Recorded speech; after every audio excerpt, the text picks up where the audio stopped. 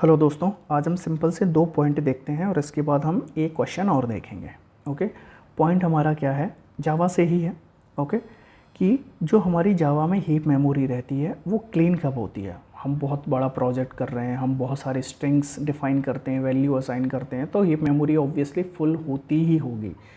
Okay, तो JVM और जो कंपाइलर रहता है वो JVM मेमोरी को क्लीन भी करता होगा। तो वो कब क्लीन होती है, वो क्लीन होती है in garbage collection process, heap memory cleans. Okay, second question है कि जो हमारा स्ट्रिंग पूल रहता है, जहाँ पर हमारी स्ट्रिंग्स अवेलेबल या स्ट्रिंग्स प्रेजेंट रहती हैं, स्ट्रिंग वैल्यूज़, क्या वो कंटेन कर सकती हैं डुप्लीकेट वैल्यूज़।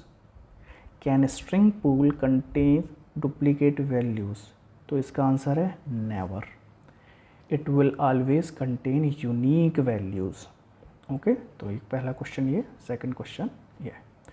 हमारा नेक्स्ट इंटरव्यू क्वेश्चन है कि what are the differences among string, string buffer, string builder. Okay, string obviously आपको पता है कि ये इसका स्टोरेज कहाँ पर है, स्ट्रिंग पूल में। ओके, स्ट्रिंग बफर का जो ऑब्जेक्ट रहता है उसका स्टोरेज कहाँ रहता है, हीप मेमोरी में, और स्ट्रिंग बिल्डर का भी कहाँ रहता है, हीप मेमोरी में। स्ट्रिंग लिटिल बिट स्लो है। क्या है, लिटिल बिट स्लो।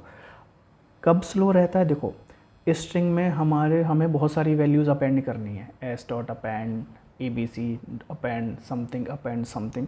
तो जब भी हम एवरी टाइम, देखो सबसे पहले तो ये स्लो है, ठीक है, क्यों, because it creates every time new string variable, क्योंकि देखो स्ट्रिंग इम्यूटेबल है, तो अगर हम वैल्यू अपेंड भी करेंगे तो एवरी टाइम एक नया स्ट्रिंग क्रिएट होगा, स्ट्रिंग वेरिएबल क्रिएट होगा, ठीक है। तो ऑब्वियसली जब इतने सारे स्ट्रिंग्स वैल्यू क्रिएट होंगी या, तो ऑब्वियसली ये स्लो ही होने वाला है। ओके, लेकिन स्ट्रिंग बफर क्या रहता है, string buffer is faster than string but slower than string builder. Okay, string buffer, लेकिन जो स्ट्रिंग बिल्डर रहता है वो फास्टेस्ट है, fastest than string buffer and string as well.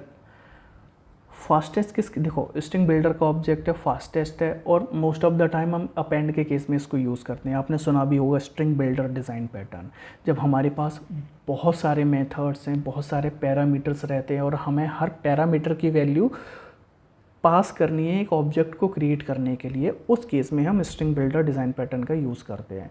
तो इसका क्या मतलब हुआ कि ये फास्टेस्ट है उस केस में जब हमें अपेंड करना होता है। अपेंड का मतलब देखो, अब मैं आपको एक किसी और वीडियो में स्ट्रिंग बिल्डर डिज़ाइन पैटर्न समझाऊंगा, ठीक है, आपको अच्छे से क्लियर होगा।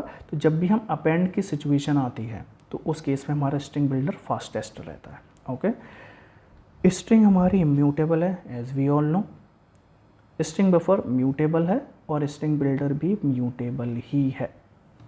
Okay, apart from this differences एक क्वेश्चन आपको इंटरव्यू में और पूछ लिया जाता है, ये स्ट्रिंग आपको दे देंगे, अभी आपसे पूछेंगे कि ये बताइए आप कि इस वाले लाइन ऑफ कोड में कितने नंबर ऑफ स्ट्रिंग्स क्रिएट होंगी।